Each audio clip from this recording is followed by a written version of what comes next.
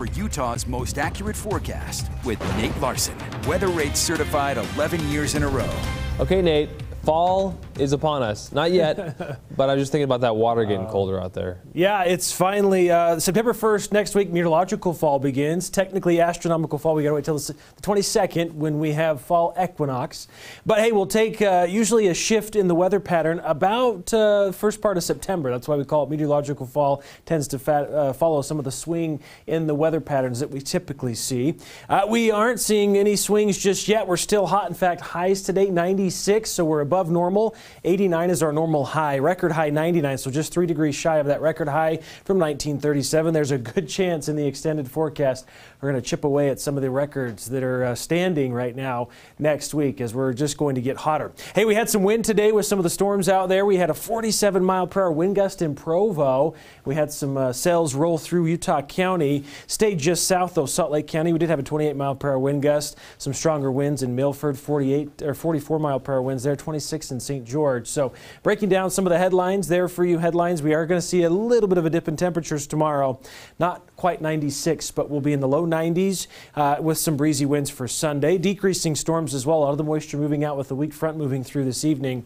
And we're going to dry out next week. We've been hanging on to the monsoon moisture down south. Looks like you'll catch a bit of a break as well. But yeah, we're looking at potential record high temperatures as we get into next week. So thunderstorm outlook still a small threat for southeastern portions of Utah from the Storm Prediction Center for Sunday. I think some of central Utah could still see an isolated storm as moisture will be hanging on.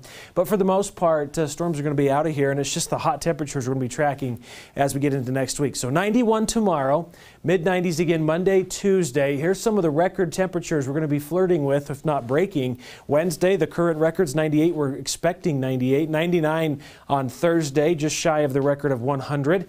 And 100 degrees forecasted for Friday. The record's 98, so we could add more triple digits to the ongoing triple-digit record that we've had this summer with the most number of triple-digit days in a season.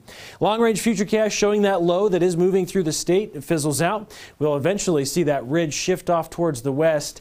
We might see a few clouds here and there, but mostly sunshine is expected. As the ridge continues to build, temperatures are just going to climb, and that's how we'll get up to possibly 100 degrees by the end of the week, heading into next week. Regional forecast, again, 91 Salt Lake, 93 Provo, Wendover 94. Might see an isolated storm over central, maybe portions of southern Utah. Again, pretty quiet tomorrow. Best chances was in southeastern Utah. 88 in Lake Powell, 98 St. George, Cedar City, 84 for the high tomorrow as well. The heat builds down south, along with moisture deteriorating, so no chances of storms as we get into next week. 100 degrees on Monday, 103 on Tuesday, should be about 105 Wednesday, Thursday, 104 Friday, Saturday. Boy, going to be a scorcher out there. This will be flirting with record highs as well down in Dixie. And the Wasatch Front, 4-day forecast, looking at those temperatures climbing. Yep, no real threat of precipitation. Might see a few more clouds Monday in the afternoon, but they should be high in the sky clouds. Looking at the weekend, we're staying hot. Again, in fact, there's that triple-digit temperature day we're expecting possibly on Friday. We might have a couple of more as we're 99 on Thursday. Breezy winds, more sunshine into the weekend. So I know that the football camps over the summer, they deal with the heat, but now we're dealing with it as we're kicking off some of the Friday night lights and stuff too. Yeah, you're talking about not getting rid of the heat yet. Is fall on the horizon at least? Are we going to have some cool temperatures? It doesn't look up? like we're getting a lot of break in the summer temperatures into next week, even into the week following. So come on, hang on there. Come on, it'll come. It's not football weather.